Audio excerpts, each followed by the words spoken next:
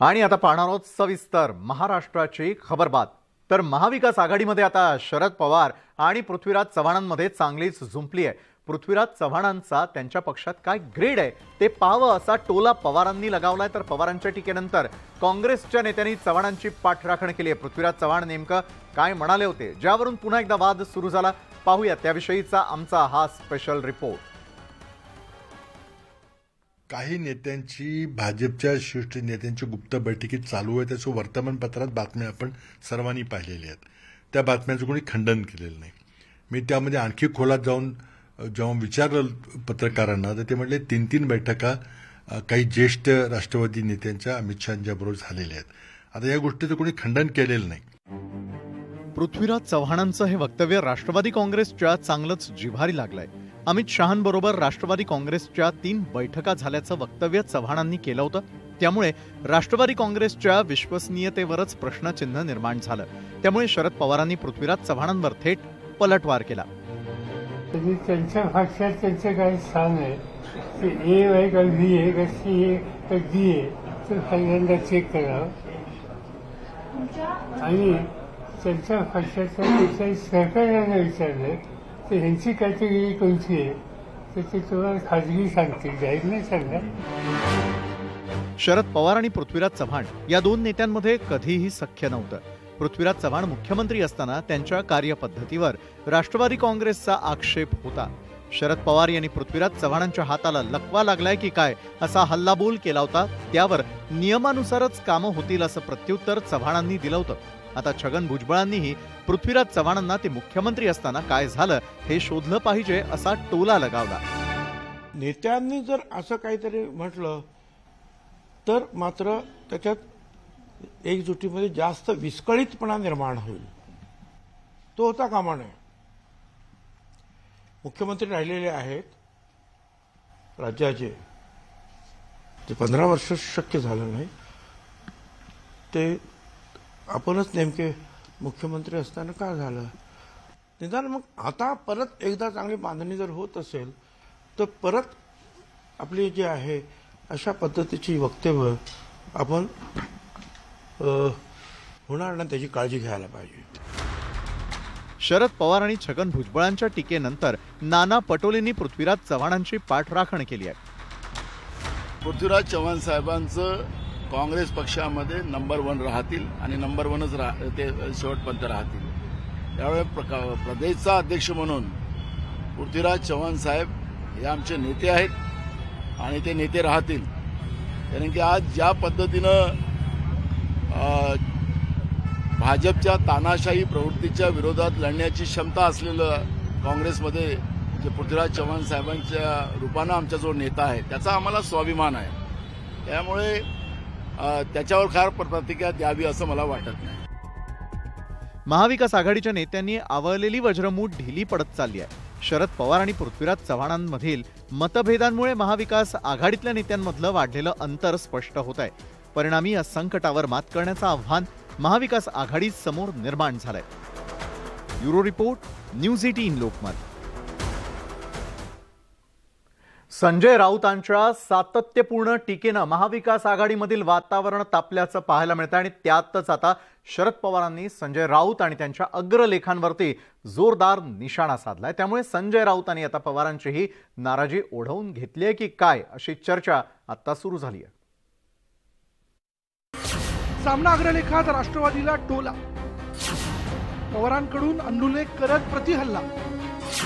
आमच्या लेखी अग्रलेखाचं महत्व नाही, पवारांच्या पलटवारानं ठाकरे गट घायाळ।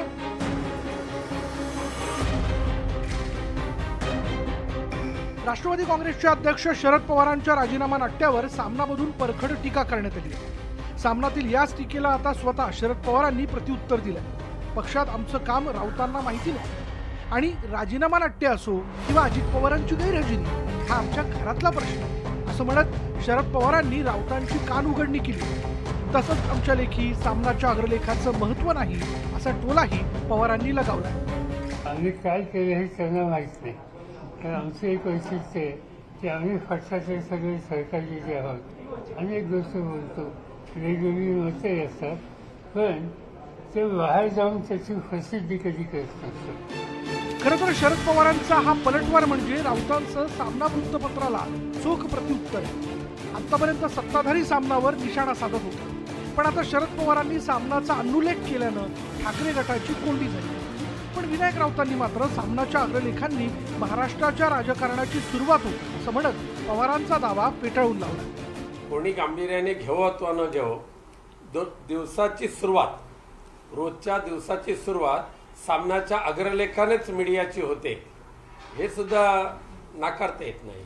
खरं तर राऊतांच्या सततच्या टीकेनं महाविकास आघाडीत सध्या संतापाची लाट आहे. काँग्रेस नेतृत्वावरील राऊतांच्या टिप्पणीनंतर काँग्रेसचे नेते नाराज झालेत, पण राष्ट्रवादीतील अंतर्गत बाबींवरील सामनामधील लिखाण आणि भाष्यामुळे राष्ट्रवादीचे नेते संतप्त झालेत.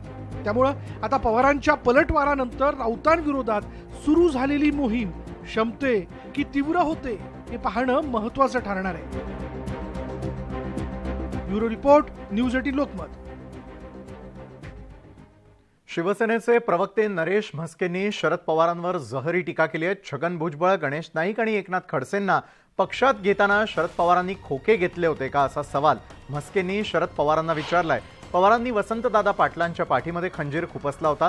अनेक नेत्यांना फोडूनच पवारांनी राष्ट्रवादी काँग्रेस पक्षाची स्थापना केली आहे असं टीकास्त्र नरेश म्हस्केंनी पवारांवर सोडलं. आम्ही गद्दार असू तर राष्ट्रवादीही गद्दार आहे अशी घणाघाती टीका म्हस्केंनी केली आहे.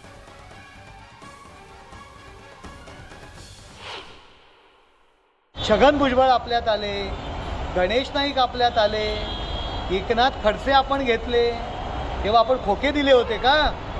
आमच्याबरोबर जर लोक आली तर खोके घेतले आणि तुमच्याबरोबर इतर पक्षातली लोक तुम्ही आणली तेव्हा खोके दिले का? हा प्रश्न मी आज तुम्हाला विचारतो. महाराष्ट्राची जनता सुद्धा हाच प्रश्न तुम्हाला विचारते. अहो, तुमचा संजय कदम खेडमधला, सुषमा अंधारे शिवसेनेत गेले हो राष्ट्रवादी सोडून.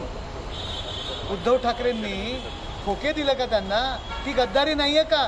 तर तुम्हीच पाठवले. तुमच्या व्यासपीठावर असणारी मंडळी तुमची आघाडी असताना सुद्धा शिवसेनेत प्रवेश करतायत. आधी त्याचा विचार करा आणि मग आमच्यावर टीका करा. ठाकरे गटाच्या उपनेत्या सुषमा अंधारेंनी खासदार श्रीकांत शिंदेंना प्रत्युत्तर दिलंय. श्रीकांत शिंदे यांनी आदित्य ठाकरेंवर टीका केलेली होती. आदित्य ठाकरे हे टक्केवारीची माहिती असल्यामुळेच कंत्राटदारांची भाषा बोलत असल्याचा टोला शिंदेंनी लगावला होता. दरम्यान यावर सुषमा अंधारे यांनी प्रत्युत्तर दिलंय. श्रीकांत शिंदे आमचे भाचे आहेत, स्वतः ठेकेदार असून असं कसं बोलू शकता असा टोला त्यांनी लगावलाय. कॉन्ट्रॅक्टर जसा बोलतो ना, कॉन्ट्रॅक्टरची भाषा जी आहे ती गेले काही दिवसापासून जी आहे ती मला वाटतं जे सोन्याचा चमचा तोंडामध्ये घेऊन आलेत ते करायला लागलेले आहेत. सामान्य पुढारी अशी सगळ्या वार्ता करत नसतो. त्यांना बरोबर रेट माहिती आहे, त्यांना बरोबर कॉन्ट्रॅक्टरची भाषा माहिती आहे, कारण की इतके वर्ष जे आहे 25 वर्ष जे आहे तेच काम करत आलेले. श्रीकांत शिंदे आमचे भाचे आहेत, समजूतदार आहेत आणि मला असं वाटतं की समजूतदार माणसं जेव्हा स्वतः ठेकेदारी करतात त्यावेळेला त्यांनी सामान्य लोकांचे प्रश्न मांडणाऱ्यांना असं काही बोलू नये. पण तरीही भाचे आहेत, समजूतदार आहेत आणि ते निश्चितपणे त्यांच्या विधानावरती विचार करतील. चंद्रपूर बाजार समिती निवडणुकीवरून काँग्रेसमधील अंतर्गत संघर्ष शिगेला जाऊन पोहोचलाय. बाजार समिती निवडणुकीमध्ये भाजपशी युती केल्याचा ठपका ठेवत प्रकाश देवतळे यांना जिल्हाध्यक्षपदावरून कार्यमुक्त करण्यात आलं. पक्षविरोधी कारवाई केल्याचा ठपका ठेवत 2 जिल्हाध्यक्षांना पदमुक्त केल्यानं वडेट्टीवार गटात कमालीची अस्वस्थता आहे. संघटनात्मक पातळीवर खच्चीकरण सुरू असल्याची भावना वडेट्टीवार गटाची झाली आहे. धानोरकर गटाला बळ देऊन वडेट्टीवार गटाचं खच्चीकरण सुरू असल्याची भावना झाली आहे. विशेष म्हणजे पक्षाच्या पातळीवर पटोले आणि वडेट्टीवार एकमेकांचे प्रतिस्पर्धी आहेत.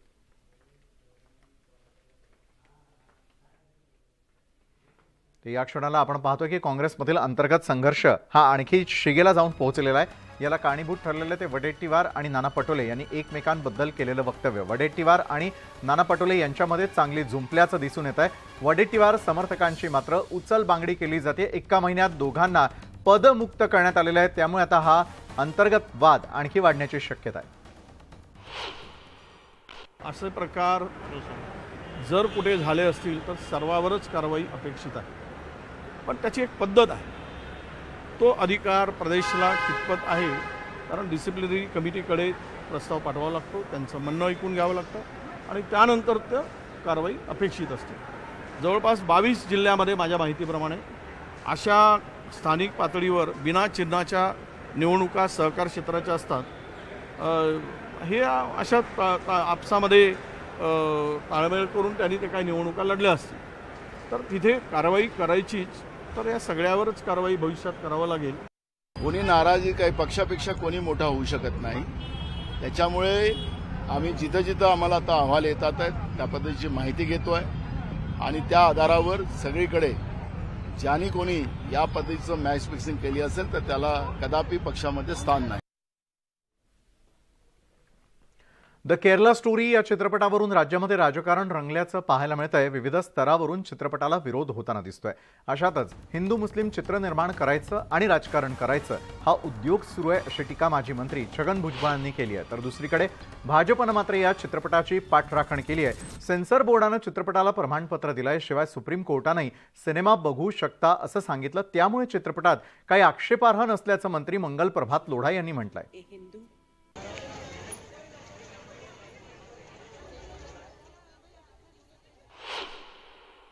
केरल कैसा गंदा प्रदेश है ये दिखाने के लिए भागमदौड़ी है. ये सब जगह पे यूज होगा. अभी गुजरात फाइल आएगी, फिर बंगाल फाइल आएगी, फिर उत्तर प्रदेश फाइल आएगी, फिर ये फाइल आएगी, ये फाइल होगी और भारत की फाइल बंद हो जाएगी. दर इलेक्शनला तर एक फाइल येणार. दर इलेक्शनला. कारण का एकदा कळलं की भारताचं राजकारण हे अशा फाईल्समुळे बदलू शकतो की मग ती सवय लागते ना. चला अशा फाईल्स काढत राहा.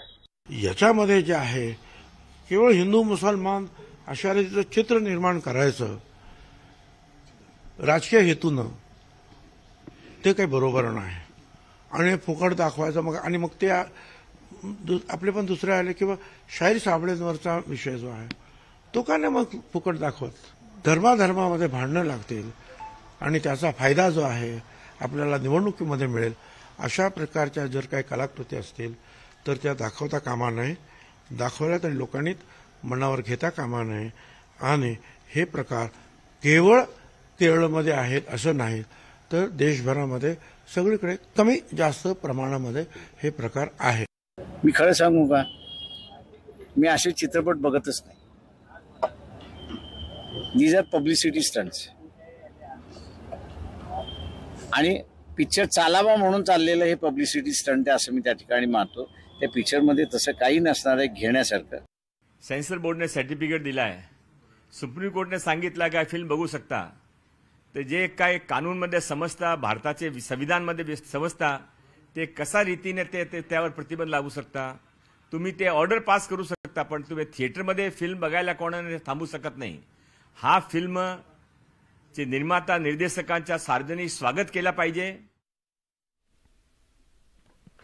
तर द केरला स्टोरी या चित्रपटावरून वादंग पेटलेला असताना राज्यामध्ये हा चित्रपट टॅक्स फ्री करण्याची मागणी भाजपचे आमदार निरंजन डावखरेंनी केलेली आहे. द केरला स्टोरी हा सिनेमा समाज प्रबोधन करणार आहे त्यामुळे तो टॅक्स फ्री करावा अशी मागणी डावखरेंनी उपमुख्यमंत्री देवेंद्र फडणवीसांकडे केली आहे. आणि या चित्रपटानं समाजाला दहशतवादाच्या नव्या अस्त्राची ओळख करून दिली आहे असंही डावखरेंनी म्हटलंय.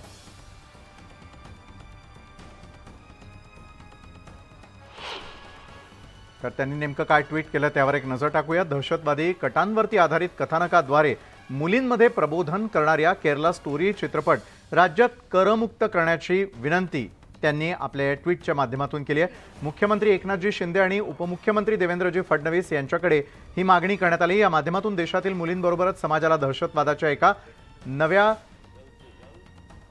अस्त्राची ओळख होतीये अशा प्रकारचं ट्विट त्यांनी केलेलं आहे.